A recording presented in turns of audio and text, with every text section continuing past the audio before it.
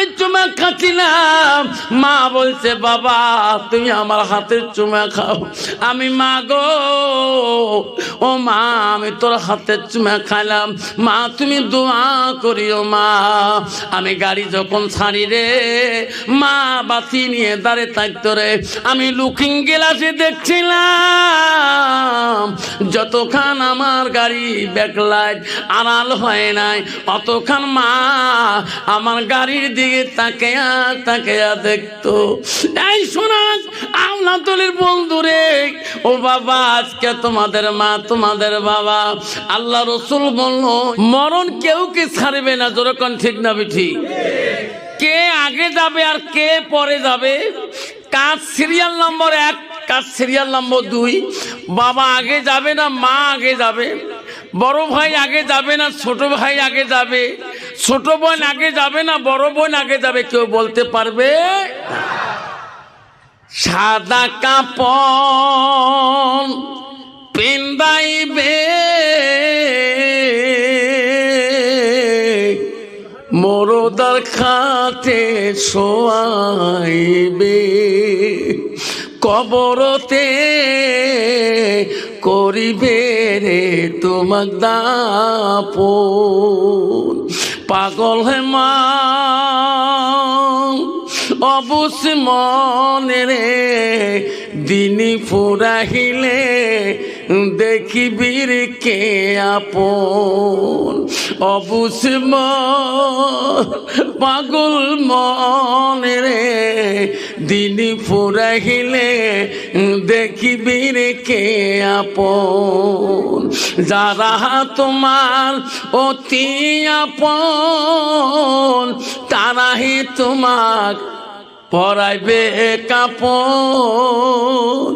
যারা তোমার অতি আপন তারাই তোমাক পরাইবে কাপন, তারাই তোমাক করিবে রে দাপন। পাগল মনে রে অবুঝ মনে রে, দিনী ফুরাইলে দেখিবির কে আপন। অবুঝ মনে রে দিনী ফুরাইলে দেখিবির কে আপন। যেরকম ঠিক না ঠিক? জোরে বলো। মুসলমান যদি এই কথা বুঝতো তাহলে মুসলমান কোনোদিনও মুসলমানিত্ব হারাইতো না, মুসলমান কোনোদিন মদ খাইতো না, মুসলমান গাঞ্জা খাইতো না, মুসলমানের ছেলেরা ড্রাগস খাইতো না, মুসলমানের ছেলেরা নেশার ট্যাবলেট খাইতো না, মুসলমান কোনোদিন সুদ খাইতো না, মুসলমান কোনোদিন গাঞ্জা খাইতো না, মুসলমান কোনোদিন তাস খেলাইতো না। জোরে কোন ঠিক না ঠিক? মুসলমান যদি তাস খেলা বন্ধ করে দেয়, মুসলমানের ছেলেদের ড্রাগসের ব্যবসা বন্ধ করে দেয়, মুসলমানের ছেলেদের নেশার ট্যাবলেট বন্ধ করে দেয়, মনে হয় আসামের জমিনে এই কোম্পানিগুলো বন্ধ হয়ে যাবে। যেরকম ঠিক না ঠিক? কিছুদিন আগে ধরা পড়লো আমাদের গোলগঞ্জ রেলগেটের পাশে কুচবিহারের সুপারফাস্ট ধুবড়ি টু কুচবিহারের গাড়িতে কেমন করে পুলিশে জানে এই গাড়িতে ড্রাগস আছে। ছেলেটাকে নামাইলো, সোশ্যাল মিডিয়ায় দেখো। দিন আমি সকালে চলে গেলাম সভা করি, নামার পরে উপরে শার্টটা খোলার পরে দেখা যায় এখান থেকে পা পর্যন্ত যত আছে সব নেশার ট্যাবলেট। ছেলেটাকে বলা হলো নাম কি? নামটা মুসলমানের নাম। ছেলেটার বাবার নাম মুসলমানের নাম। ছেলেটা গ্রাম থানা পোস্ট অফিস বলে দিল। সারা পৃথিবীর মানুষ জানলো, সোশ্যাল মিডিয়ায় দেখলো মুসলমানের ছেলে ড্রাগসের ব্যবসা করে। ঠিক না বিঠি? এই বাপ কেন ছেলেটা বুঝে না? কেন গো নাপাক বস্তুগুলা বাবারে শোনাচ্ছেন? আমি গৌরীপুরে সভা করছিলাম বাবা, সভা করি বাড়িতে গেছিলাম। পরের দিন একটা ছেলে আমার বাড়িতে মোটর সাইকেল দিয়ে চলে গেল। আমি চিনি না, আমাকে বললো হুজুর আপনি কালকে আমার গ্রামে সভা করছিলেন। আমি বললাম হ্যাঁ বাবা।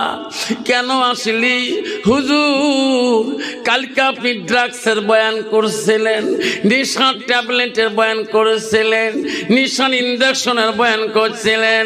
হুজুর আমি নিশান ইঞ্জেকশন ব্যবহার করি গো হুজুর। 24 ঘন্টার ভিতরে যদি আমার গায়ে আমি যদি ইঞ্জেকশন না করি নেশার, হুজুর আমি নিজের গায়ে গায়ে নিজে কামড় দিয়ে রক্ত বাইর করি। হুজুর আমাকে মেডিসিন দিয়ে দাও যাতে আমি নেশার ইঞ্জেকশন শরীরে যাতে আর পোস্টিং না করি। আরে মুসলমানের ছেলে আমার বাড়িতে। আমি বললাম বাবা কান্দিস না, আসলি তখন এত দূরেতে গিয়ে উজু করিয়াছো আমার কলে পাত থেকে। ছেলেটা উজু করে আসলো, ছেলেটাকে বহুত বুঝ দিলাম, আল্লাহর কোরআন বাড়ি করি একটা আয়াত লেখি কাগজে দিলাম। বাবারে এই কাগজটা নিয়ে যায় একটা বোতলের মধ্যে ভিজি রাখবা। বাবা সকালবেলা গোসল করি 1 ঢোক পানি খাবা, রাতে 1 ঢোক খাবা, 24 ঘন্টায় আর তোর নিশান ইঞ্জেকশন শরীরে মারা লাগবে না। যেরকম যুবক নিয়ে গেছিলেন ওই আল্লাহর কোরআনের পানিটু খাওয়ার পরে 24 ঘন্টা কেন 72 ঘন্টা চলে গেছে। বলছে হুজুর আর নিশান ইঞ্জেকশন আমার শরীরে আর পোস্টিং করা খায় না। যেরকম সুবহানাল্লাহ। যুবক আল্লাহর কালামের এত বড় পাওয়ার, আল্লাহর কালামের এত তেজ। যুবকরে যারা একবার খেয়েছেন একবার দেখতে পারবেন, দেখা করি যাবেন আমার সাথে। হুজুর আমি নেশার ট্যাবলেট না খেলে থাকতে পারি না, আমি এমন জিনিস দিয়ে দেব রে যুবক, একবার যদি তোমার দেহের মধ্যে চলে যায় আর জিন্দেগিতে ওই বস্তু আর মন যাবে না। বন্ধু আজকে আওলাতুলি কবরস্থানে আছি বাবা। এই কবরস্থানে আমারও কোন দিন বা ডাক পড়ে যায়, সোনারে এই কবর কেউ কে ছাড়বে না, কেউ কে রেখাই দেবে না। এমন জায়গায় যাইবি রে সোনা যে জায়গায় নাই বাতি, এমন জায়গায় যাইবি রে সোনা যে জায়গায় নাই সাথী। বন্ধুগণ আল্লাহ রাব্বুল আলামিন আজকে মুসলমানের ঘরে তোকে জন্ম দিয়েছে, আল্লাহ তোকে পাঠিয়ে দিয়েছে, বড় ভাগ্যবান। যেরকম সুবহানাল্লাহ। আল্লাহ যদি মুসলমানের ঘরে জন্ম না নিয়ে অন্য জাতির ঘরে যদি জন্ম নিতাম, দুনিয়াতে কবরস্থানে যাওয়া লাগতো না, এই সুন্দর গোসল হইতো না, এত গোলায় গায়ে লাগাইতো না, সোজায় নদীর ঘাটে তোমাকে পুরিয়া মিসমার করে দিত। যেরকম ঠিক না বিধি। আল্লাহ রাব্বুল আলামিন বলে দিল ইন্নাল মুসলিমিনা ওয়াল মুসলিমাত ওয়াল মুমিনিনা ওয়াল মুমিনাত ওয়াল কানিতিনা ওয়াল কানিতাত ওয়াল সাদিকিনা ওয়াল সাদিকাত ওয়াল সাবিরিনা ওয়াল সাবিরাত। যেরকম সুবহানাল্লাহ। যারা বলেন সুবহানাল্লাহ। আল্লাহ বলল বান্দা, আমার বিশ্বাসী বান্দা বান্দেরা, আমার মুমিন বান্দা বান্দেরা, আমার আদেশকারী বান্দা বান্দেরা, আমার সত্যবাদী বান্দা বান্দেরা, আমার ধৈর্যশীল বান্দা বান্দেরা, আব্বা আমার সোনার চানারা, আজকে আমি আল্লাহর হুকুম আদেশ থেকে অমান্য করতেছি, আল্লাহর হুকুম মানি না, মসজিদে মুসলমান যায় না, 200 ঘর লোক 150 ঘর লোক নামাজির বেলা মাত্র দেখবেন 7 জন 8 জন। যেরকম ঠিক না ঠিক? নামাজির বেলা খালি বুড়ে কয়টা, বুড়ে কয়জন নামাজি, আর যুবকরা মসজিদে যায় না। তোমার জায়গায় বোধহয় ঠিক আছে বাবা। কত মসজিদে আমি নামাজ পড়লাম, এক মসজিদ স্কুল থেকে আসতে উঠলাম, আজান দিচ্ছে, আসরে আজান, আল্লাহু আকবার আল্লাহু আকবার, মনে করলাম আসরটা পড়িয়ে যাই। উজু করতে গেলাম, এত সুন্দর উজুখানা, আল্লাহ বসলে মনটা কানা, উজু করি থাকো। মসজিদে গেলাম, এত সুন্দর পাখা, এত ডেজার্ট, যা দেখি দুইটা অসল মুড়ে বসে আছে। চাষা আর লোক নাই, আমরা দুজনে পড়ি, অদল বদল করি পড়ি। দেখছেন মসজিদ পাকা, উজুখানা পাকা, সব দিয়ে পাকা জান্নাতের ঘরের মধ্যে মসজিদের খোরাকি নাই। যেরকম ঠিক নবী ঠিক, মসজিদের আবাদ নাই। তাহলে মুসলমানের গজব না আসবে, তা কার গজব আসবে বাবা? হাফজান আমার, তুমি 280 ঘর লোক, নামাজের বেলা 2 জন 3 জন, তাহলে বাকি লোকগুলা কি কবরে যাবে না? এই সোনা রে, কয়দিনের বাহাদুরি তোর, কখন বাদরাইল তোর পিছন ছাড়ে না রে সোনা। কখন বা তুমি ন্যাশনাল হাইরোডে গাড়িতে চড়িয়ে 180-90 পিকআপে গাড়ি ছুটাইছ, কখন বাদরাইল আসিয়ে ট্রাকের তলে তোর মাথাটা পিছিয়ে যাবে, মাখিরিতে পিছিয়ে যাবে, শৈলমারিতে পিছিয়ে যাবে, কখন বা পঞ্চরত ওই ব্রিজের মাথায় পিছিয়ে যাবে, নিচে বলতে পারবা না। যেরকম ঠিক নবী ঠিক। কত বুড়া মানুষ তার যুবক সন্তানের জানাজার দিল, বেটার জানাজারে বাপ কান্দে রে, আর বাবার জানাজারে বেটা কান্দে। যুবক তুমি কেন বুঝলি না বারা? আল্লাহ পৃথিবীর বুকে কত অলি পাঠিয়ে দিয়েছে, সব অলিদের অলি, সব আউলিয়াদের আউলিয়া ছিল গো। তার বাবার নাম ছিল আবু সালে জঙ্গি মুসা রহমাতুল্লাহ।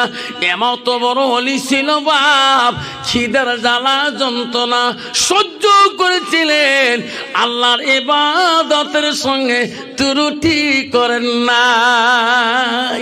যেরকম সুবহানাল্লাহ। আবু সালে জঙ্গি মুসা রহমাতুল্লাহ যখন মসজিদে আযান শুনেছিলেন, আল্লাহু আকবার, আল্লাহু আকবার, আল্লাহু আকবার, আল্লাহু আকবার। আল্লাহ ডাকের এত মধু, যেরকম সুবহানাল্লাহ। আবু সালে জঙ্গি মুসা আযান শুনছিলেন আর বলছিলেন, আল্লাহ আমার পেটে বড় খিদা, আল্লাহ তবু তো আমি তোর আইন অমান্য করতে পারি না, আল্লাহ তোর হুকুম আমি অমান্য করতে পারি না। আল্লাহ আবু সালে জঙ্গি মুসা রহমাতুল্লাহ উজু করে সঙ্গে সঙ্গে নামাজে দাঁড়িয়ে গেছে। জোরে কোন সুবহানাল্লাহ। আল্লাহ নবীর কাছে আব্দুল্লাহ ইবনে মাসউদ প্রশ্ন করেছিল, কয়লা নবী সাল্লাল্লাহু আলাইহি সাল্লাম আইয়ু আমাই খাবো আল্লাহু তাআলা, নবী গো আল্লাহর কাছে সবচেয়ে ভালো বস্তুটা কি? নবী বলছে, কয়লা সালাতু আলা ওয়াক্তিহা, সময় মতো ওয়াক্ত মতে নামাজ পড়াটা আল্লাহর কাছে সবচেয়ে বড় আমল। জোরে কোন সুবহানাল্লাহ। আবু সালে জঙ্গি মুসা খিদার জ্বালা, আজান শুনছে যে মসজিদে যেতে হবে, নামাজ আদায় করতে হবে। আবু সালে আজান শুনি উজু করতে যেতেছেন, সামনে ঝর্ণা নদী, উজু করতে যায়, আল্লাহকে বলে, আল্লাহ খিদার জ্বালা যদি জীবন চলে যায়, আল্লাহ আমি তোর হুকুম নামাজ অমান্য করবো না। জোরে কোন সুবহানাল্লাহ। আবু সালে উজু করতে গেল নদীর ঝর্ণাতে, আজান শুনতেছে, উজু করতেছে, উজু করে আর বলে, আল্লাহ খিদার জ্বালা সহ্য করতে পারি না, আল্লাহ তোর হুকুম অমান্য করতে পারি না। আবু সালে জঙ্গি মুসা রহমাতুল্লাহ উজু করতে করতে দেখে উজান থেকে পানির স্রোতে একটা ফল ভাসি ভাসি আসতেছে। আবু সালে মনে মনে ভাবল, আল্লাহ আল্লাহ বোঝা রেজেক পাঠিয়ে দিল, আমি যতই কষ্ট করি না কেন আল্লাহ রেজেকের দাতা। উজু শেষ হয়ে গেল, উজু শেষ করিয়ে আবু সালে জঙ্গি মুসা রহমাতুল্লাহ ফলটা খেয়ে শেষ করে দিল। খাওয়ার পরে নামাজ আদায় করলো। নামাজ পড়ার পরে কল্পনা হলো এই ফলটা তো আমার জন্য হালাল হলো না। উজান থেকে ভাসি আসলো নিশ্চয় ফলের একটা মালিক আছে, আমি বিনা পারমিশনে রে ওই ফলটা খাইলাম, আমার জন্য হালাল হলো না। কারণ উনি যদি মাফ না করে আল্লাহ আমার নামাজ আল্লাহ কবুল করবে না। হযরত আবু সালেহ জঙ্গি মুসা রহমাতুল্লাহ আল্লাহর ওলি গো কল্পনা করলো, আল্লাহ আমি এটা বিশাল ভুল করলাম। আল্লাহ উজান থেকে যখন ফল ফাঁসি এসে গেছে নিশ্চয় একটা ফলের গাছের মালিক আছে, আমি ওই গাছের মালিকের কাছে ক্ষমা যদি নেই আল্লাহ আমাকে ক্ষমা করবে। যদি কোন সুবহানাল্লাহ। আবু সালে জঙ্গি মুসা রহমাতুল্লাহ নদীর উজান দিকে যাওয়া শুরু করে দিলেন। দিত্য নদীর মধ্যে ফল ভাসি যাচ্ছে, নিশ্চয়ই নদীর কিনারে এই গাছ আছে, যত দূরে থাক না কেন আমি আবু সালে জঙ্গি মুসা রহমাতুল্লাহ আমি এই গাছের গা ঘুরে যাব। আবু সালে রওনা হয়ে গেলেন আর বলে, আল্লাহ যতদিন ওই ফলের মালিক আমাকে মাফ করবে না অতদিন মনে হয় তুমি আমার ইবাদত কবুল করবে না। আস্তে আস্তে আবু সালে যায়, দিন চলে যায়, গাছে আর খবর পায় না। কোথায় আছে গাছ, কোথায় পাবো রে? গেতে গেতে আবু সালে জঙ্গি মুসা রহমাতুল্লাহ যে দেখে ওই গাছ ওই নদীর কিনারের মধ্যে আছে। আবু সালে জঙ্গি ভাবলো এই গাছের থেকে ফল চলে গেছে, এই গাছের মালিককে আমার খুঁজে বার করতে হবে। আবু সালে জঙ্গি মুসা ওই গাছের মালিকের বাড়ি খুঁজতে খুঁজতে গেলেন। ওই গাছের মালিককে উনি জানেন না, ওই গাছের মালিক হলো এক বিশাল আল্লাহর ওলি। যেরকম সুবহানাল্লাহ। আবু সালে জঙ্গি মুসা রহমাতুল্লাহ গাছের মালিকের বাড়ির সামনে যা বলো, চাচা বাড়িতে আছেন? গাছের মালিক বলল, কে? কোথায় বাবা তোমার বাড়ি? কইছে, হুজুর আমার বাড়ি তো জেলান শহরের মধ্যে। আসলি কেন? কি নাম তোমার? আমার নাম আবু সালে জঙ্গি মুসা। আসলি কেন বাবা, কি দরকার? কইছে, হুজুর নদীর কিনারে গাছটা কার? ফলের গাছটা। কইছে, আমি গাছছি। হুজুর আমি একটা বিশাল অপরাধ করেছি। কেন? আপনার গাছের ফল একটা ভেসে গেছিল, পরি আপনার বিনা পারমিশনে ফলটা আমি খেয়ে ফেছি। আপনি আমাকে ক্ষমা করে দেন, নাহলে আল্লাহ আমার ইবাদত কবুল করবে না। গাছের মালিক ভাবছিল এই গাছ থেকে কত ফল নদী দিয়ে চলে যায়, কোনোদিন কোনো মানুষ আমার কাছে ক্ষমা চাই নাই। এই বাড়ি জেলান শহর থেকে আছে, এমনি মাপ দেওয়া যাবে না। বেটা আমার ফলের বাগান গাছ থেকে ফল পড়ছে, তুমি তাই পানিতে পেয়ে খাইছো? কলে হ্যাঁ চাচা খাচ্ছি। আমি বিনা শর্তে মাফ করব না। কেন চাচা? আমার বাড়িতে বিনা মজুরিতে বিনা পয়সায় 4 বছর গোলামি করতে হবে। কয় বছর? জোরে বলুন। 4 বছর চলে গেল হুজুর, 4 বছর চলে গেল, ক্ষমা দেন। কানা আরো 4 বছর গোলামি করতে হবে। কয় বছর গেল? 8 বছর। 8 বছর চলে যায়। আবু সালে জঙ্গি বলে, হুজুর 8টা বছর বিনা পয়সা গোলামি করলাম, আমাকে ক্ষমা করবিনি? ফলের বাগানের মালিক বলল, বেটা এখনো ক্ষমা করি নাই, আমার 4 বছর করতে হবে বিনা পয়সায় গোলামি। কয় বছর হলো বাবা? 12 বছর ছিল। 12 বছর আবু সালে জঙ্গি মুসা আল্লাহর কাছে কান্দের বলে, আল্লাহ একটা ফল নদী দিয়ে ভেসে গেল, কেন বা আমি খাইলাম? আল্লাহ 12টা বছর গোলামি করলাম বিনা পয়সায়, এখনো খোদার হস্তে আমাকে মাফ করে কিনা। 12 বছর শেষ হয়ে যায়, ফলের বাগানের মালিকের কাছে অনুরোধ করে, চাচা গো 12 বছর গোলামি করলাম, আজকে আমাকে মাফ করবেন কিনা? গাছের মালিক বললেন, বেচারে ক্ষমা দিতে পারি, মাফ করি আজকে দিতে পারি, কিন্তু আমার একটা সত্য মানি নিতে হবে। কি সত্য? বলছে, বেটা আবু সালে, আমার একটা মেয়ে আছে, চোখে দেখে না, হাঁটতে পারে না, আর অন্ধ। ও আবু সালে, দেখা একেবারে কুরসি।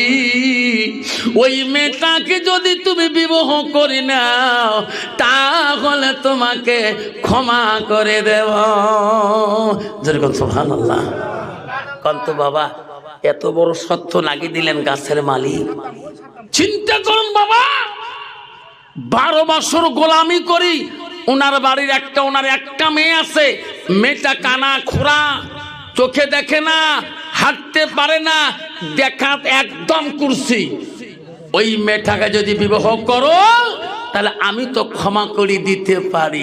আপনি যদি বলেন, বাবারে আমার বাড়িতে আওলাতলি, তুমি আমার একটা সন্তান, 80 বিঘে সম্পত্তির মালিক, 3 তলা বাড়ি, বক্সিরহাটে একটা মেয়ে দেখে আসলাম, মেয়েটার বাবা 10 খান সুপের গাড়ি, 3টে কোম্পানি আছে, ওনার একটা মেয়ে, কিন্তু বাবা মেয়েটার একটা চোখ নাই, বিয়ে করবে তোমার ছেলে? বাবা বক্সিরহাটে একটা বাড়ি দেখলাম, 10টা কোম্পানির মালিক, কিন্তু বাবা মেয়েটা কালা, এবারে ঘিসিং, করবে বিয়া? কিন্তু আবু সালে জঙ্গি মুসার ফলের বাগানের মালিক বলছে, 12 বছর গোলামি করার পরে আমার মেয়ে একটা, মেয়েটা দেখাত কুরসি, কানা খোড়া, হাঁটতে পারে না, চলতে পারে না, দেখাত একেবারে কুরসি, বিয়ে করলে তোকে ক্ষমা করে দেব। আবু সালে জঙ্গি মুসা আল্লাহর কাছে দোয়া করলে, আল্লাহ যদি ইনি ক্ষমা ন করে, আল্লাহ আমার এত বছরের ইবাদত বেকার হয়ে যাবে। আবু সালে জঙ্গি মুসা রহমাতুল্লাহ বললেন, চাচা গো, আপনার ওয়াদা আমি পূরণ করব, আপনার মেয়ের সাথে আমার বিবাহ পড়াইয়া দেন। জোরে কোন সুবহানাল্লাহ। আবু সালে শিকার হয়ে গেল, ফলের বাগানের মালিক বিবাহ শরীয়তে পড়াইয়া দিলেন। আবু সালকে বললেন, আবু সালের জামাই, আজ থেকে আমার মেয়ে তোমার কাছে দিয়ে দিলাম। আবু সালে বেথা যা যারে, আজ থেকে আমার মেয়ে তোমার জন্য হালাল হয়ে গেল। আমার মেয়ের অপেক্ষা হয়ে আছে, আমার মেয়ের ঘরে যে তুমি গল্প করে আসো, আমার মেয়ের সাথে কথা বললো, যত কথা বলবা অত সব হয়ে যাবে। আবু সালে মনে মনে ভাবে, রে কানা মেয়ে, অন্ধ, হাঁটতে পারে না, খোড়া, কি করব, দেখা করি, দেখা এবারে কুরসি, কিন্তু শ্বশুরের আদেশ দেখতে হবে, কানা মেয়ে গো আমাকে তো চিনবে না, বিয়ে তো কচি হালাল হয়ে গেছে। আবু সালে চিন্তা ভাবনা করি ওই ফলের বাগানের মালিকের মেয়ের রুমে, বাসর রুমে চলে গেল, গল্প করবে রে। ঘরের ভিতরে যেয়া দেখে বিশাল এক সুন্দরী মহিলা ওই ঘরের ভিতরে বসে আছে। যেরকম সুবহানাল্লাহ থাকবে। আবু সালে দৌড় মারিয়েছে, এটা কোন মেয়ে, এত সুন্দরী কেন? আমার শ্বশুর বলছে, আমার মেয়ে একদম দেখাত করছে, কানা খোড়া, চোখে দেখে না, হাঁটতেও পারে না, এটা মেয়ে কায়? পয়নার সাথে গল্প করি, পরে আরো 12 বছর গোলামি করি, অসম্ভব। ঠিক না বিঠি? বেসরা এমনি মনে দুঃখ, 12 বছর গোলাম, কত্তাকে বেড়ি দৌড় মারছে। ফলের বাগানের মেয়ে বলছে, আব্বা আমাকে বিয়ের আগে বলছো, মা আমি এমন একটা জামাইয়ের সাথে বিয়ে দেব, সেটা একটা আল্লাহর ওলি হয়ে আসবে। যেরকম সুবহানাল্লাহ। মা তোর জামাই কেন আব্বা ঘর থেকে বেড়ি দৌড় মারলো? ফলের গাছের মালিক বলল, আবু সালে, জামাই বেটা ঘর থেকে আসলি কেন বাবা? আমার মেয়ে আমাকে কৈফিয়ত দিল, বলছে আব্বা আপনার কথা মতো তো বনে না, ও মেয়ে তো আমার স্ত্রী না। কেন? আপনি বলছেন আপনার মেয়ে এত কালা, এত কুরসি, আপনার মেয়ে কালা, আপনার মেয়ে কানা খোড়া, হাঁটতে পারে না, এটা সুন্দরী ফিরকে? আমি তো সুন্দরী বিয়ে করি নাই। যেরকম সুবহানাল্লাহ। গাছের মালিক বলল আবু, এই আবু সালে, আমি কথাটা কেন বলছি রে? এই আবু সালে, আমার একটা মেয়ে কোনদিন বেগনা পুরুষ দেখতে পারে নাই। আমার মেয়ে কানা না গোনা মানুষ জানে না। আমার মেয়ে খাটো না বাওনা কোনো বেগনা মানুষ জানে না। আমার মেয়ে সুন্দরী না রূপবতী বেগনা পুরুষ কোনোদিন দেখে নাই। আমার মেয়ে হাঁটতে পারে না, চলতে পারে না, গ্রামের মানুষ জানে না। সেই জন্য বলছি আবু সালে রে, ওটা আমার সুন্দরী কন্যা, আমার আদরের বেটি, ইনার নাম হলো উম্মুল ফাতেমা। জোরে কথা সুবহানাল্লাহ। আবু সালে জঙ্গি মুসা রহমাতুল্লাহ ওই ফলের বাগানের মালিকের মেয়ে সুন্দরীকে নিয়ে জিলান শহরে চলে আসলেন। জিলান শহরে আসিয়া সুখের সংসার বানাইলেন। বানাইয়া এখন সংসার বানাইয়া একটা মেয়ে, ওই মেয়ের পেটের থেকে আল্লাহ এমন একটা বাচ্চা পাঠিয়ে দিলেন, এমন একটা সন্তান পাঠিয়ে দিলেন। ওই সন্তানটা পৃথিবীর সব অলিদের অলি, সব আউলিয়াদের আউলিয়া, সব পীরদের পীর, সব গৌসুল আজমের আজম, যার নাম বলা হয় আব্দুল কাদের জিলানী রহমাতুল্লাহ। নাই থাকবে আমার মা বোনেরা, ও আওলাতুলির মা বোনেরা, আল্লাহ রাসূল কি বললেন? আলমারা আতুইজা সাল্লাত খামসাহা।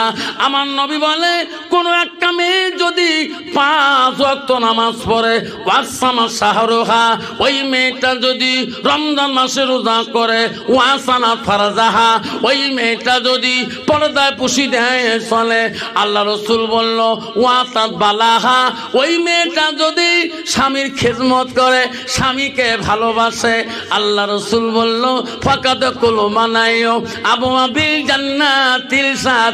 নবী বলল ওই নারীদের জন্য আল্লাহ 8টা জান্নাতের দরজা খোলা রাখবে।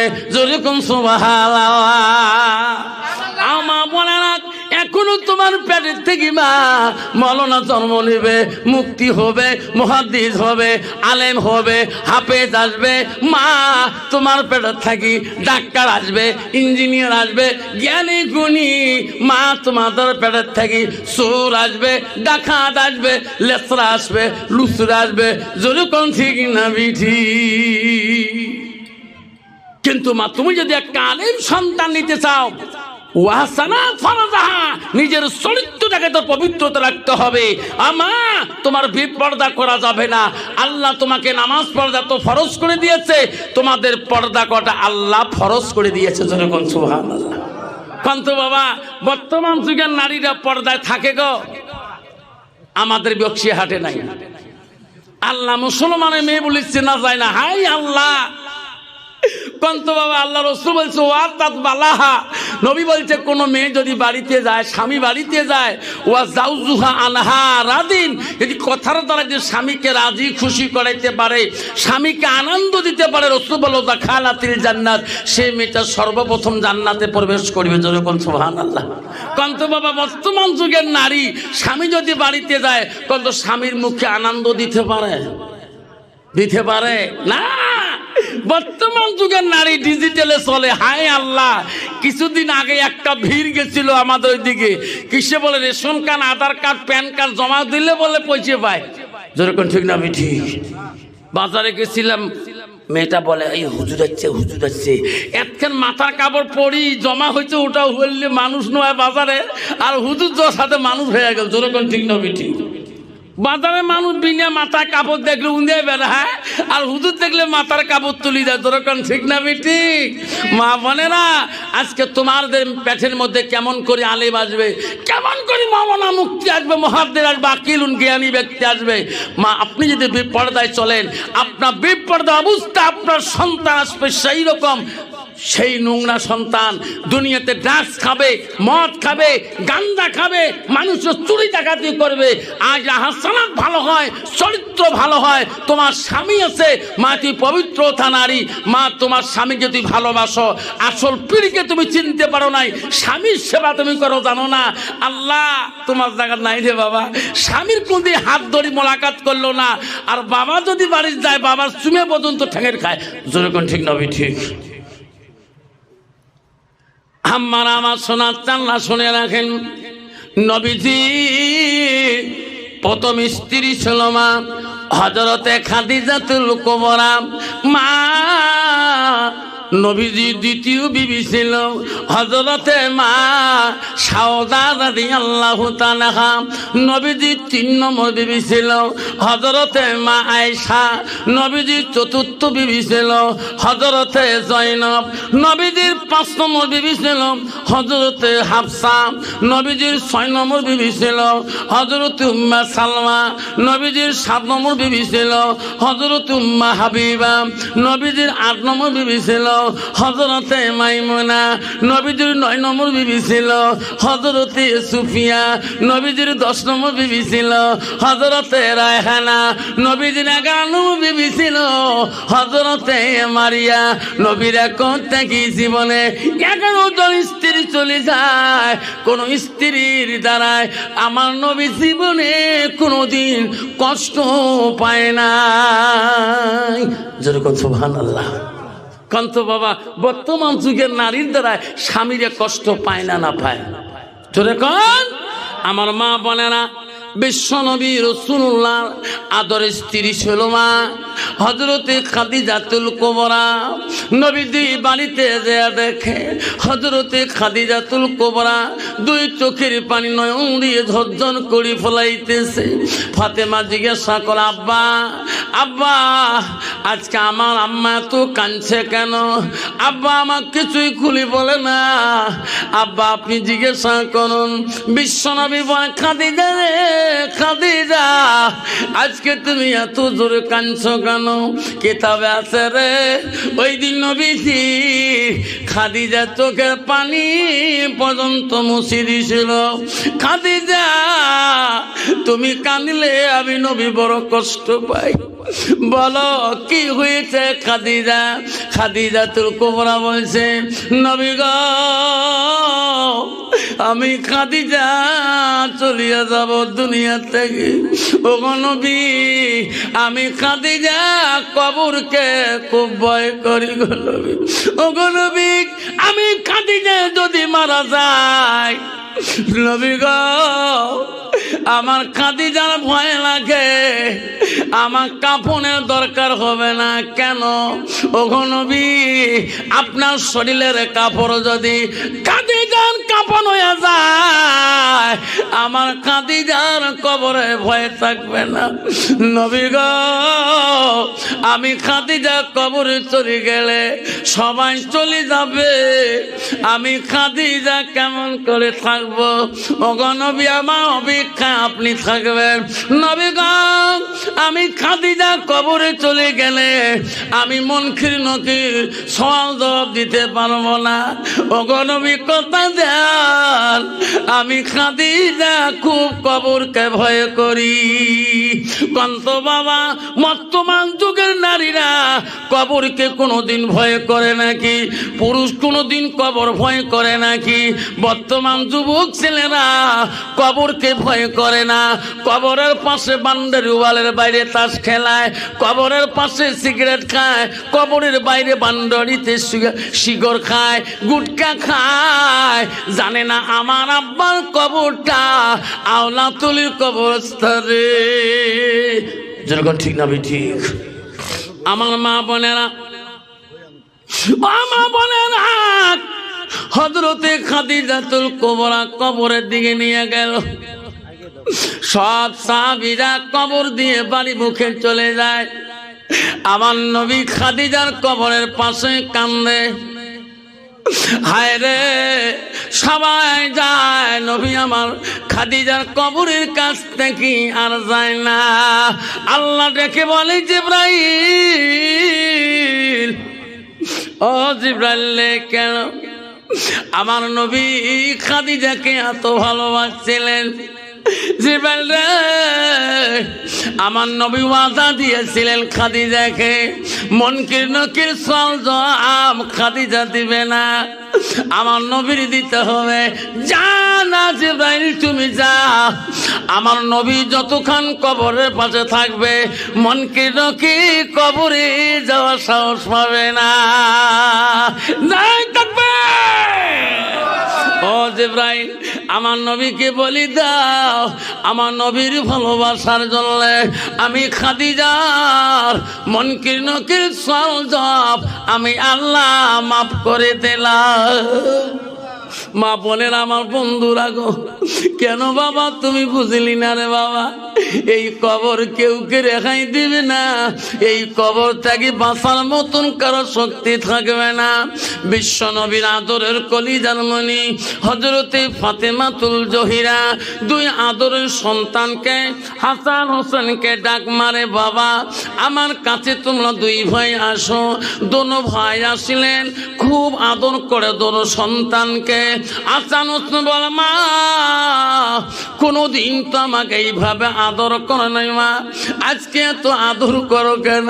বলছে, বেটা রে, আজকে যদি আমি চলে যাই, কালকে যদি চলে যাই, কাল থেকে তোমাকে আদর করবে রে বেটা। তোমার নানাজি যাবার বহুদিন হয়ে গেল, আমি ফাতেমা থাকতে পারি না। আমার আব্বা আমাকে ডাকিয়েছে, দোনো ভাইকে ডাকি নিয়ে যে সুন্দর করে গোসল করিয়া দেয়। হাসান বলে, মা আজকে এত সুন্দর দোনো ভাইকে কেন গোসল করে দিস মা?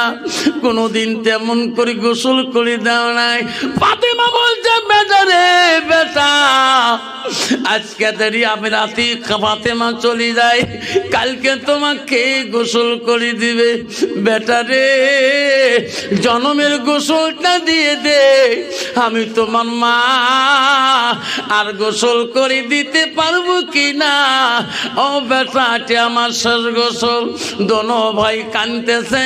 হযরত আলী বাড়িতে আসলেন, আসার সাথে দোনো ভাই দৌড়ি দেয়া আব্বাকে বিচার দিল, আব্বা আমার মা আমার এইভাবে কথা বলে কেন? কি বলছে? মানিক বাবা, আমার নানা কবরে চলে গেছে, আমার আম্মাও বলে কবরে চলে যাবে।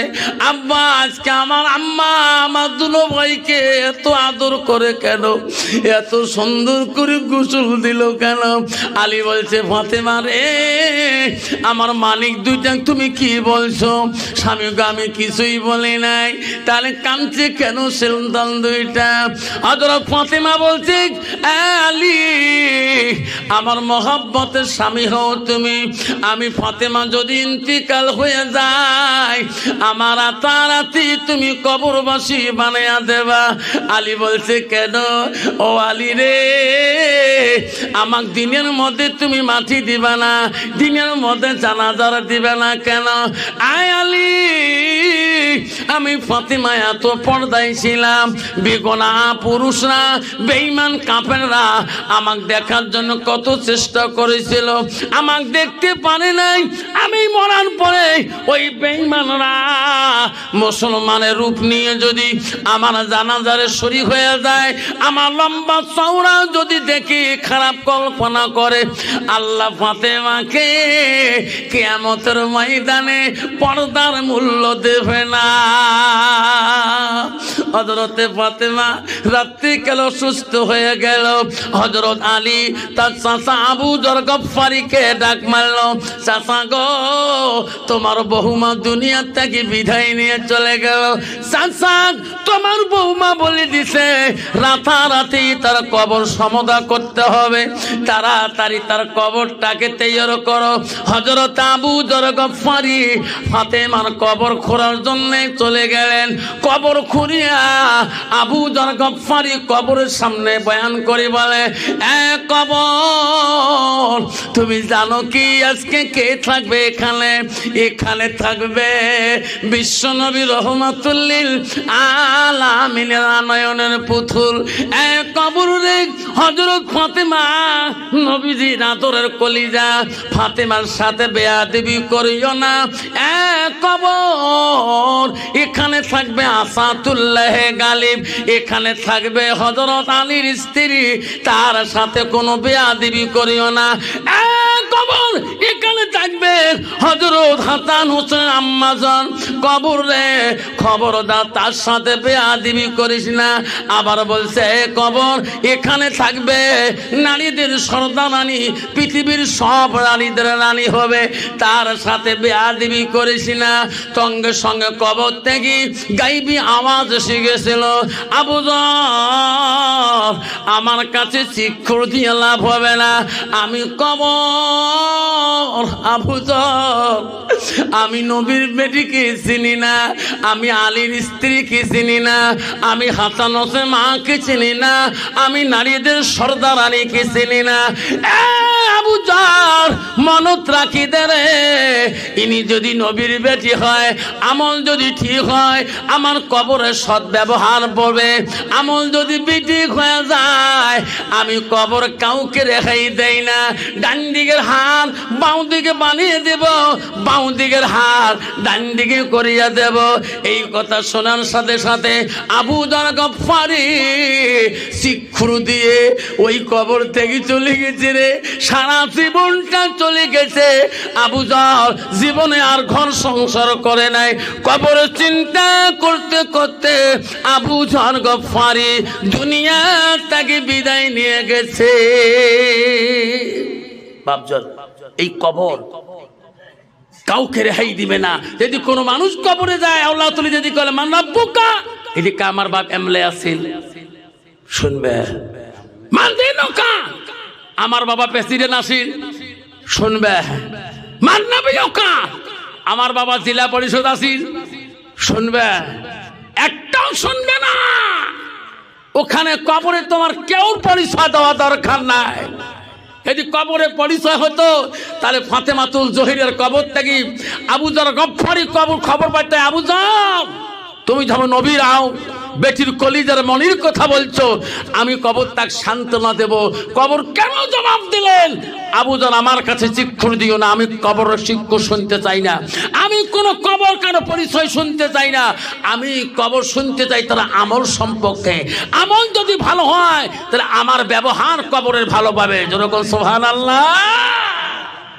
বিশ্বনবী রাসূলুল্লাহ একদিন বাড়িতে চলে গেলেন, যা দেখে তার বিবি হযরতে মা আয়েশা সিদ্দিকা আম্মাজান, নবীজির 3 নম্বর স্ত্রী কথা বলছিলাম কি, মা আয়েশা সিদ্দিকা আম্মাজান। আমার মা বলে শুনি রাখো, হযরতে আয়েশা কে ছিলেন? আয়েশা ছিলেন মদিনার প্রথম সরকার, প্রথম গভর্নর, প্রথম রাষ্ট্রপতি, চাল্লাওয়ালা, প্রথম খলিফাতুল মুসলিমিন আবু বকর। আবু বকরের দ্বিতীয় কন্যা ছিল হযরতে মা আয়েশা সিদ্দিকা। আবু বকরের প্রথম মেয়ের নাম ছিল আসমা, আর দ্বিতীয় মেয়ের নাম ছিল আয়েশা। আয়েশা হলো নবীজির তৃতীয় স্ত্রী। তো হুজুর পঞ্চম স্ত্রীকে হাফসা, মদিনার দ্বিতীয় রাষ্ট্রপতি ছিল মদিনার খলিফা হযরত উমরের মেয়ের নাম ছিল হাফসা। হাফসা হলো নবীজির পঞ্চম স্ত্রী। তার রাষ্ট্রপতির মেয়েদেরকে রাসূল বিয়ে করছে। যেরকম সুবহানাল্লাহ। তাহলে মা বোনেরা, তাহলে হযরতে আয়েশার কত বড় গৌরব থাকা দরকার। যেরকম ঠিক না বেটি? বর্তমান যুগের নারী যদি স্বামী কমজোরি হয়, গরিব হয়, ওই স্বামীকে কোনোদিন নারীরা ভালো পায় না। যেরকম ঠিক না বেটি? স্বামী 14 গোষ্ঠী হাত দেয়, বলে তোর বাবার কি আছে? আমার বাবা 3 তলা বাড়ি, 2টি এসি গাড়ি চলি আমি, আমার বাবা তোর সাথে বিয়ে দিয়েছে, কি তোর আছে? মা বোনেরা খবরদার, খবরদার। আল্লাহ রসুল বলছে ওয়াজাউজুহা আনহা রাদিন, যখন তোমার স্বামীটা বাড়িতে আসবে, তোমার কথার দ্বারায়, মিষ্টির দ্বারায় স্বামীকে তুমি আপন করিয়ে নাও, কাছে নিয়ে নাও। তোমার কথা যদি স্বামী খুশি হয়ে যায়, মা আল্লাহ রসুল বলল দাখালাতিল জান্নাত, সেই মেয়েটা হবে জান্নাতি। যেরকম সুবহানাল্লাহ। কারণ বাপজন আজকে ওই মেয়েটা কেন স্বামীর দাম দিতে চায় না, স্বামীর সাথে কথা বলতে চায় না? কারণ মেয়েটার ভিতরে আল্লাহর কোরআনের অভাব, ওই মেয়েটার ভিতরে নবীর হাদিসের অভাব। আল্লাহ রসুল বলল মান সালাকা তারিকান ইলতামিসু ফি ইলমান, যদি উনি ইলম শিক্ষা করত, সুবহি মুক্তবে গেত, মাদ্রাসায় গেত, ওই মেয়েটা কোনোদিন স্বামীর সাথে তকাব্বুরি কথা বলতো না। যেরকম ঠিক না ঠিক? বিশ্ব নবীর বাড়িতে যা দেখে আয়েশা সিদ্দিকা রান্না করেছিলেন। নবীজি যাওয়ার সাথে আয়েশার একটা গুণ ছিল, কিতাবে আছে, নবীজি যাওয়ার সাথে সাথে আয়েশা তৎক্ষণাৎ খাবারের ব্যবস্থা বানা করে দিত। জোরে কোন সুবহানাল্লাহ। কিন্তু বাবা বর্তমান যুগের নারী স্বামী বাড়ি গেলে বাবা সগারের কাছে হুজুর হওয়া যায়, সগারের কাছে পিসাব হওয়া যায়, সগারের কাছে এমএলএ সাহেব হওয়া যায়, সবার কাছে মোল্লা সাহেব হওয়া যায়, সবার কাছে মুফতি সাহেব হওয়া যায়, সবার কাছে ম্যাজিস্ট্রেট হওয়া যায়, সবার কাছে স্যার হওয়া যায়, সবার কাছে সব কিছু হওয়া যায়, পিসাব হওয়া যায়, আমির সাহেব হওয়া যায়, মোল্লা সাহেব হওয়া যায়, কাউন্সিলর সাহেব হওয়া যায়, প্রেসিডেন্ট সাহেব হওয়া যায়। বিবির কাছে হওয়া বড় কঠিন। জোরে কোন ঠিক না ঠিক? জোরে বলেন। তুই কেমন হুজুর, কেমন প্রেসিডেন্ট, কেমন কাউন্সিলর, কেমন দেশের মানুষ না জানলে তোর বিবি সব কিছু জানে। জোরে কোন ঠিক না ঠিক? বিশ্ব নবী রাসূলুল্লাহ গুণবতী স্ত্রী ছিল মা আয়েশা। আয়েশা জানে আমার নবী কেমন। জোরে কোন ঠিক না ঠিক? আমার নবীকে এত আদর করছিলেন। আয়েশা যতক্ষণ নবী খানা খায় নাই অতক্ষণ আয়েশা মুখে খানা দেওয়ার চেষ্টা করে নাই। জোরে কোন সুবহানাল্লাহ। নবীজি যতক্ষণ ঘুমায় নাই আয়েশা অতক্ষণ ঘুমার চেষ্টা করে নাই।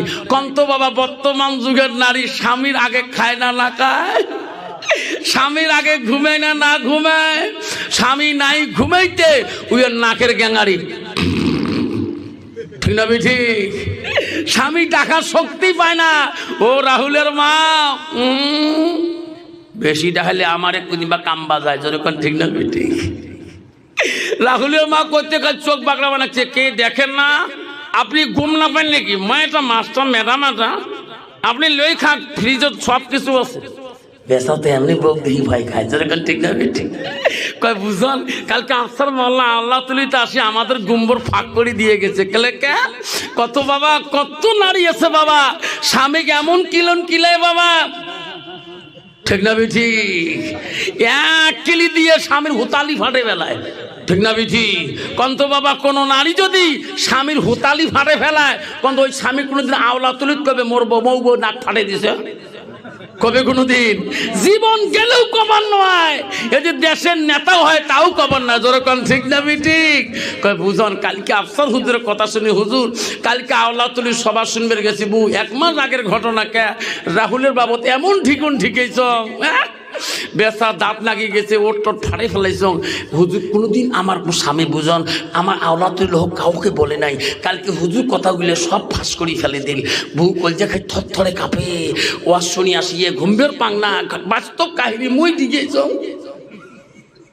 ওই দিন থাকি কথাবার্তাও কয় না, ভাত দিলে খায়, না দিলে না খায়, জল করে দেয়। কালকে আসিয়া কম স্বামী গো যা ভুল করছো মাফ করে দেও, যেই মাপ চাইছ সঙ্গে সঙ্গে মাফ করে দিল। মানুষের সাধা তো কাহো কয় নেই। কন্ত বাবার স্বামী যদি বউ যদি নাকে টাকে ঢিকে কোনদিন স্বামী কবে আওলা তলি তোমার বউ ঢুকেছে, জান গেলেও খবর নয়। বুঝন মাপ নিচ্ছ না। ইস শ্বাস শ্বাস গাওটা পাতলা হয়ে গেছে মোর, চারিবের আজকে ভাত খান তবু পেট ভরে না। বুঝন তুই মোর মাসির বেটি বোন হোস, খালা তো বোন, তুই মোর সামনে বসছিস, ওয়াজ শুনবি আর তো গাও ভয় পাই নাই। বলে কে? দুলে ভাই 3 দিন আগে আসবো হাত ধরি কাঁদছে, তুই বলে দুলে ভাই বলে ভিতর থেকে গুড়ি ফেলে দিছিস, তুই ফির ক্ষমা নিস নাই? মুই ক্ষমা নেং? মোর মা কম ডাকু আছিল, মোর বাবুক দেখি ভয় খানে, মোর মা তারে বেটি মুই ক্ষমা না, মোর মা ক্ষমা না, মোর বাপের কাছে জীবনে তারে বেটি আমি। যদি কোন ঠিক না ঠিক? মা যদি ভালো হয় মেয়ে ভালো হবে, মেয়ে যদি ভালো হয় রে মা ভালো হবে, মাস্টার যদি ভালো হয় ছাত্র ভালো হবে, ছাত্র যদি ভালো হয় রে মাস্টার ভালো হবে, ইডি যদি ভালো হয় ফার্মা ভালো হবে, ফার্মা যদি ভালো হয় রে ইডি ভালো হবে। এমন জাতের কচু আছে অল্প জালে সিদ্ধ হয়, এমন জাতের মেয়ে আছে অল্প কথায় বুঝিয়া পায়, এমন জাতের কচু আছে অল্প জালে সেজে না, এমন জাতের মেয়ে আছে অল্প কথায় বোঝে না। বাপ ভালো তার ছেলে ভালো, মাও ভালো তার জি, গাই ভালো তা বাছুর ভালো, দুধু ভালো তার ঘি। যেরকম ঠিক না বেঠি? জোরে বলুন। আব্বাজান আমার সোনার চানরা, আপনাদের কষ্ট হচ্ছে নাকি বাবা? জোরে বলুন। কার কার কষ্ট হয়নি হাত তুলে দেখায়, তাকবীর লাগাবো না? তাকবীর। বিশ্বনবী রাসূলুল্লাহ বাড়িতে আসলেন, আসি দেখে বিশ্বনবী স্ত্রী মা আয়েশা আম্মাজান খাবারের ব্যবস্থাপনা করে দিয়েছিলেন। নবীজি খানা খায়, ওই দিন নবীর কাছে গোশ খাতি দিয়েছিলেন। আয়েশা সমস্ত গোশ নবীর কাছে খেয়ে শেষ করলেন। যেরকম সুবহানাল্লাহ। আয়েশা গোশ খায় আর হাড্ডিগুলা রেখে দেয়। আমার নবী আয়েশার কামরা হাড্ডিগুলা চুষি চুষি রস খায়। যেরকম সুবহানাল্লাহ। নবীজির স্ত্রী মা আয়েশা যখন পানি পান করে, নবীজি দেখলে আয়েশা যখন পানি খেয়ে থুয়ে দেয় মশকটা, আমার রাসূল ওই দিকে ঠোঁট লাগে লাগে পানি পান করে। যেরকম সুবহানাল্লাহ। মা আয়েশা আম্মাজান বলছে, ও রাসূলুল্লাহ, আপনি বিশ্ব নবী রহমাতুল লিল আলামিন, আমি গুজগুলো আগে খেয়ে শেষ করে দিলাম। ওগো নবী, আপনি আমার কামরা হাড্ডিগুলো কেন খাইলেন? ওগো নবী, আমি যেদিকে ঠোঁট লাগে পানি পান করলাম, আপনি ওই দিকে কেন ঠোঁট লাগে পানি পান করলেন? নবী বলল, আয়েশা, তোমার কামরা হাড্ডি যদি আমি খাই, আমার কামরা হাড্ডি যদি তুমি খাও, আমি যেদিকে পানি খাচ্ছি তুমি যদি ওই দিকে পানি খাও, আর তুমি যেদিকে পানি খাইছো আমি নবী ওই দিকে যদি পানি খাই, আল্লাহর কাছে সেই হাড্ডিটা রহমত হয়ে যায়, পানিটা রহমতের পানি হয়। দুনিয়ার বুকে আমার উম্মতিরা স্বামী স্ত্রী খাবে, আমি রাসূলুল্লাহ খুশি হয়ে যাব। জোরে কোন সুবহানাল্লাহ। জোরে বলেন সুবহানাল্লাহ। কন্ত বাবা, বর্তমান যুগের নারী স্বামীর আইটে বস্তু খায় কি? জোরে কোন খায়? স্বামীর আইটে বস্তু খায় না। মেয়েদের মধ্যে গল্প করে বুঝল, কালকে আফসান মারনা করছে স্বামীর আইটে বস্তু খোয়া লাগে। তুই খাস না? তো খাং না, পুরুষ লোকের খাং, কে কার খাস? হুজুর মাখি দেয় তাই খাং। হুজুর মাখি তা বুঝুন তো, হুজুরের কাছে বুড়ি ধরছে তো, হুজুর মাখি দিলে খায়, স্বামী ছাড়া খায় না।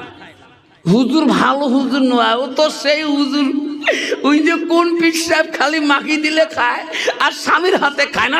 মা বলে না, কত নম্বর হাদিস আছে? স্বামীর আইটে বস্তু খায়। নবীর স্ত্রী মা আয়েশা সিদ্দিকা নবীর আইটে বস্তু খাইছিলেন। হযরত মা সাউদা রাদিয়াল্লাহু আনহা নবীর 2 নম্বর স্ত্রী, নবীর আইটে বস্তু খাচ্ছিলেন। তুমি স্বামীর না খায় পীর সাহেবের আইটে বস্তু খাও কেন? কত নম্বর হাদিস আছে? নবী বলে দিয়েছে স্বামীর আইটে বস্তু খাবা, স্বামী স্ত্রী গভীর ভালোবাসা হবে, স্বামী তোকে আপন বলে ভাবে, স্বামীর সাথে প্রেম ভালোবাসা হবে, ওই বাড়িতে জীবনে কেসাল হবে না। জোরে কোন সুবহানাল্লাহ। নবীজি বাড়িতে যে আয়েশাকে দেখলেন, আয়েশা যখন দেখলেন নবী খাইয়া ঘুমাইলেন, আয়েশা আস্তে করে ঘুমিয়ে গেলেন। আয়েশা ওই দিন নবীর বাড়িতে তাফসীরে আছে, ওই দিন নবীর বাড়িতে মম ছিল, বাতিও ছিল, আলোকিত ঘর। আয়েশা ঘুম ভেঙে দেখে নবী বিছানায় নাই। নবী গেল কোথায়? আয়েশা খবর দেখলো, কোন দিকে নবী নাই। আয়েশা কান্দে, রে আমার নবীকে কখনকে বেঈমানরা নিয়ে গেল।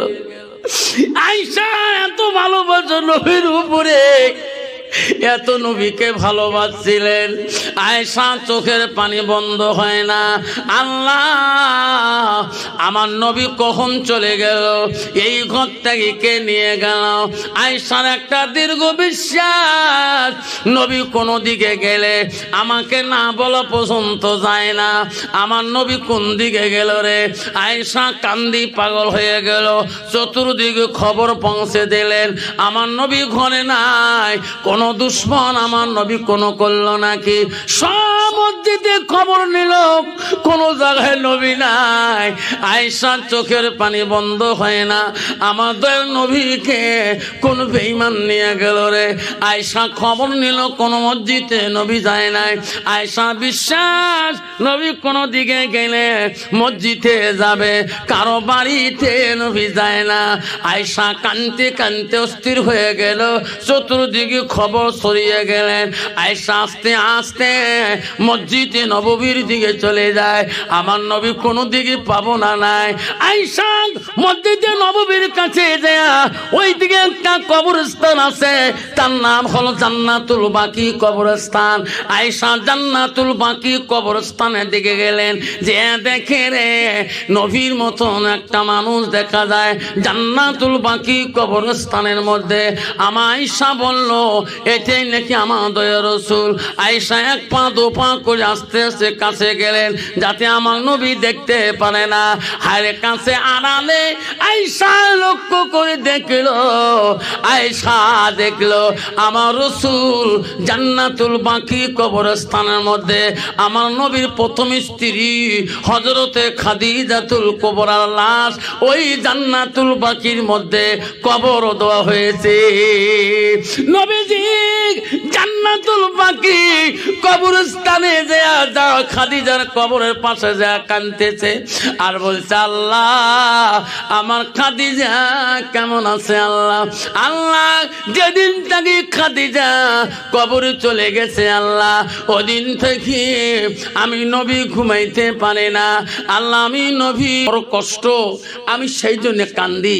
তখন খাদেম স্বপ্নে বলছিল, তোমার বাড়ি কোথায়, তোমার সন্তানের নাম কি, সমস্ত ডিটেল ঘটনা শুনে নিয়ে খাদেম স্বপ্ন ভেঙে তার পরের দিন ওই জায়গায় অমুক গ্রামে যে ঠিকই না মতো ওনার সন্তানের দেখা পাচ্ছিল। যা কইছে, বাবা তোমার নাম অমুক, এই বিশাল বাড়িটা কার? বলছে, চাচা এটা আমার বাড়ি। তোমার আব্বা কোথায়? যে কবরস্থানে আমরা রাখে যাচ্ছি মেলা দিনে। বাবারে আমি সেই কবরস্থানে খাদেম, আমি বহুদিন থেকে খাদেমগিরি করি।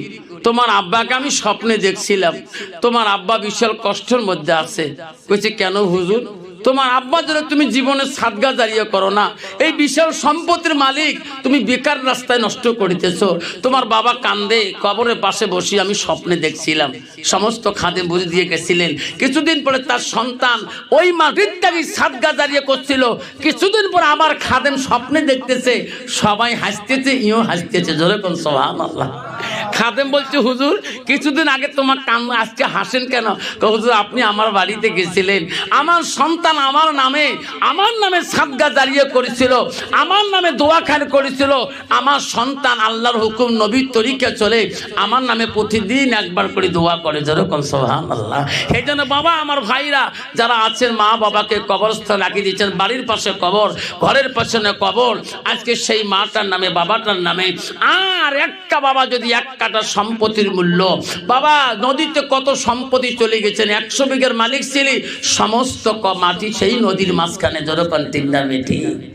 এখন তুমি নদীর মধ্যে, নদীর ওই জমিনের কিনের বুঝি পাও না, কোনটা জমিন আমার বোঝা যাবে?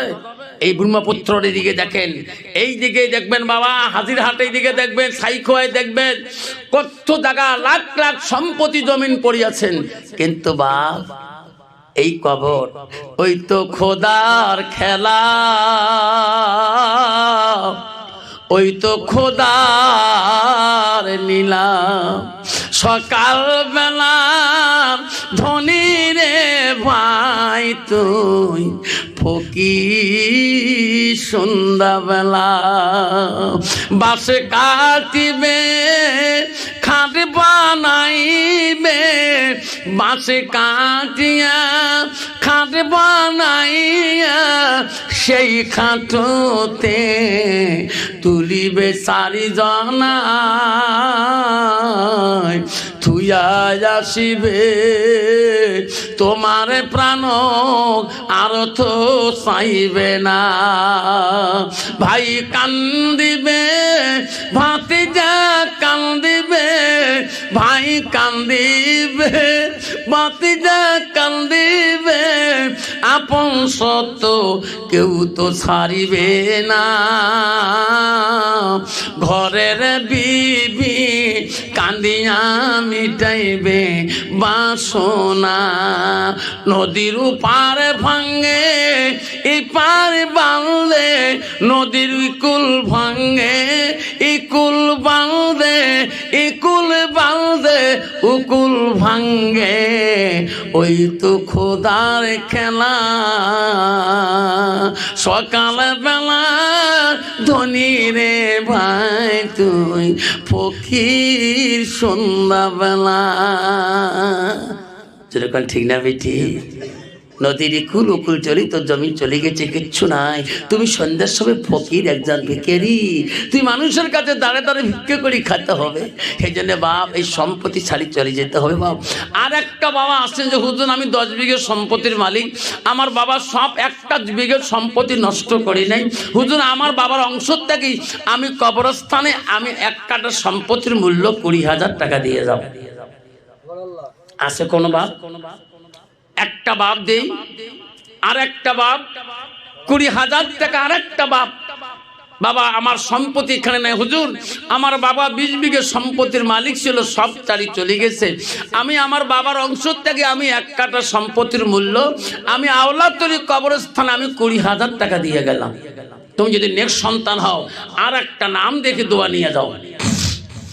দানকারীর দান আল্লাহ করিলে ওরে দিস্তার,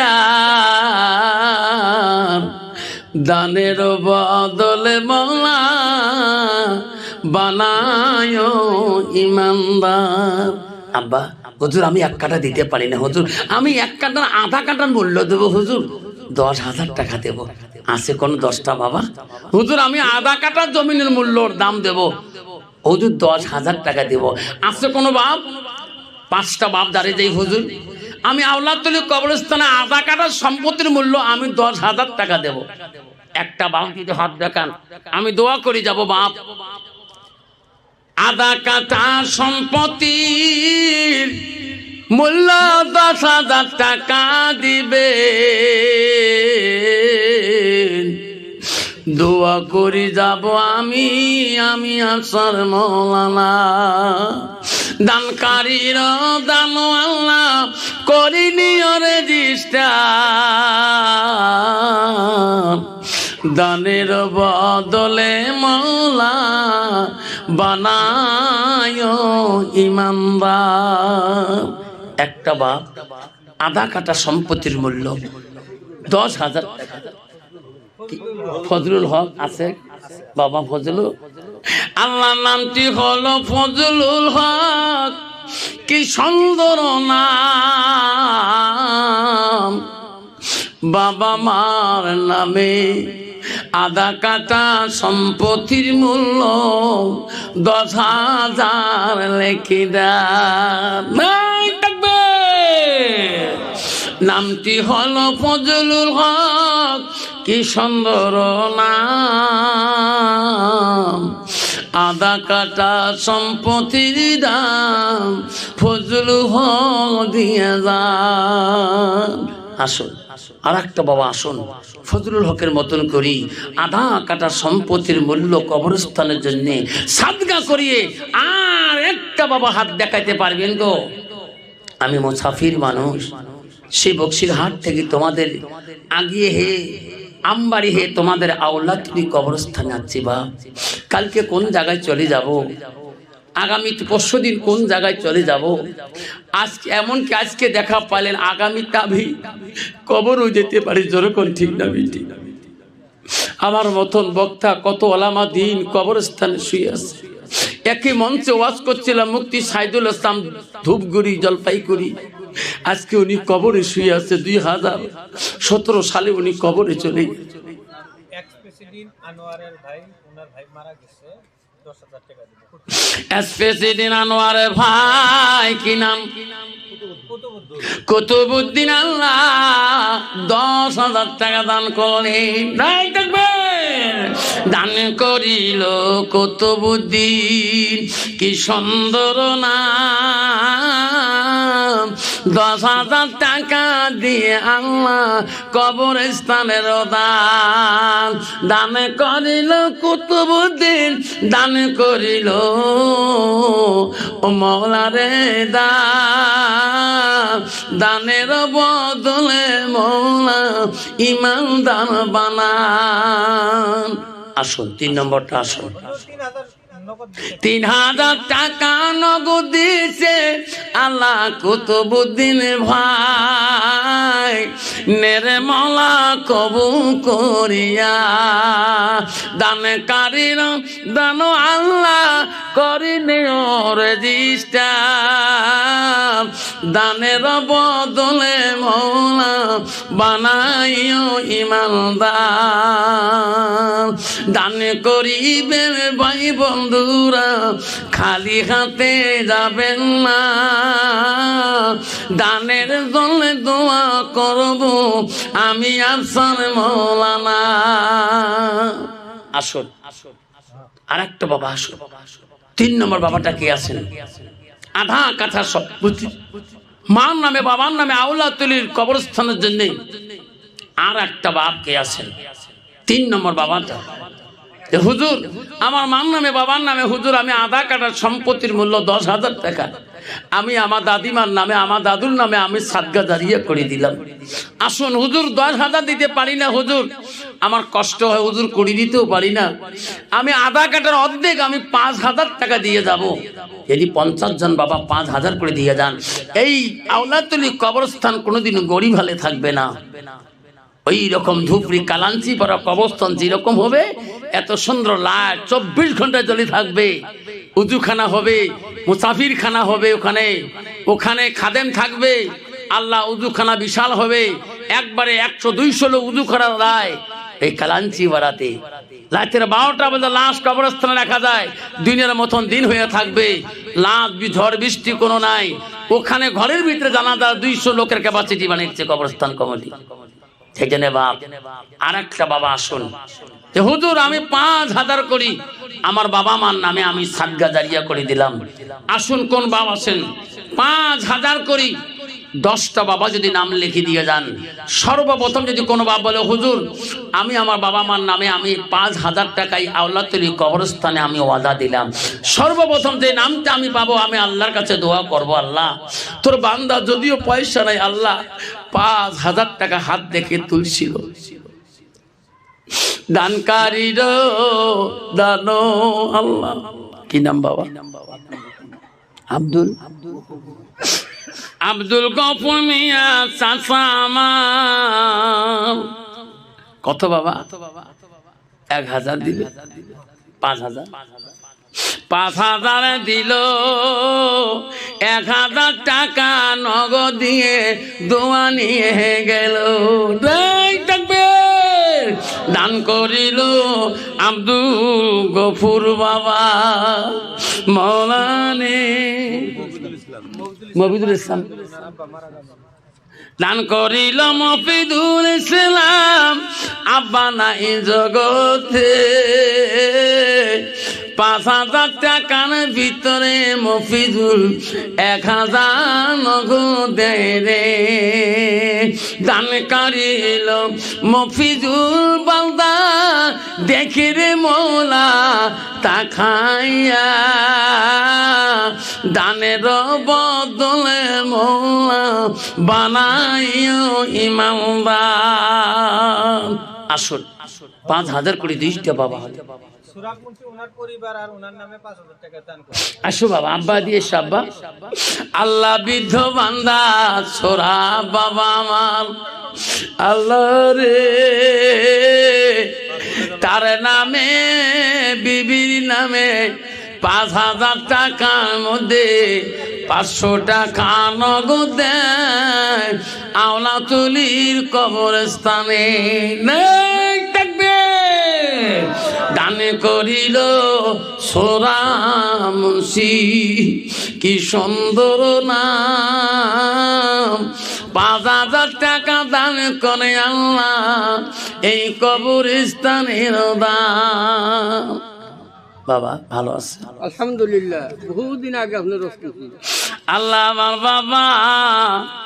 আমার বাবা 500 টাকা দেয় 5,000 টাকা কবরস্থানে লেখি দেয় এত রাইতে এত সময় আছে বাবা এখনো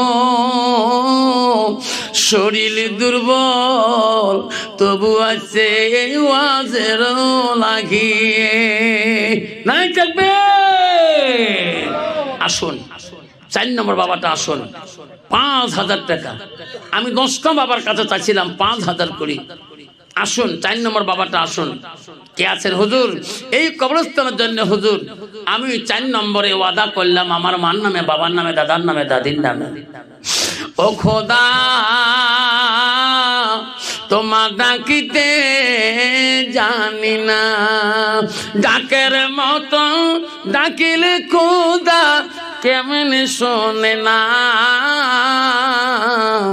ও খোদা তোমাকে ডাকিতে জানি না, একে ডাকিলেন হোক। আসসালামু আলাইকুম রহমতুল্লাহি ওয়া বারাকাতুহু ওয়া মাগফিরাতুহু। যাক বাপজন, আজকে আওলাতুলি কবরস্থানে বাৎসরিক সভায় সুনামধন্য সভাপতি মহাশয়কে আমি আমার তরফ থেকে সর্বপ্রথম সালামটা দিলাম। আরো সালাম দিলাম দূর দূরান্ত থেকে আগত বা স্থানীয় আকাশে তারকা নিচে ওলামা দিনকে আমি সালাম দিলাম। আরো সালাম দিলাম আমার আব্বাজনের বয়সের বৈশিষ্ট্য যারা আব্বাজন এসেছেন আমি তাকেও সালামটা দিলাম। আরো সালাম দিলাম পর্দার আড়ালে থাকা, নিরলে থাকা অন্তর দুলালি মা বোন, খালাগণ, ফুপুগণ, মাসিগণকে। আরো সালাম দিলাম আমার বয়সের বন্ধু, ছোট ছোট ভাই, ছোট ছোট বোন, সোনামণি, কলিমণি, সবাইকে সালাম দিয়ে আমি আমার বক্তব্য শুরু করলাম। তার আগে একটু আল্লাহকে স্মরণ করবো। লা ইলাহা ইল্লাল্লাহ, লা ইলাহা ইল্লাল্লাহ, সুবহানাল্লাহ ওয়ালহামদুলিল্লাহ, লা ইলাহা ইল্লাল্লাহ, জোরে লা ইলাহা ইল্লাল্লাহ। নাই কোন মাবুদ আল্লাহ ছাড়া, নাই কোন মাবুদ আল্লাহ ছাড়া, পড়লা ইলাহা ইল্লাল্লাহ, পড়লা ইলাহা ইল্লাল্লাহ। আকাশের মালিক যে আল্লাহ, জমিনের মালিক সেই আল্লাহ, পড়লা ইলাহা ইল্লাল্লাহ, লা ইলাহা ইল্লাল্লাহ। চন্দ্রের মালিক যে আল্লাহ, সূর্যের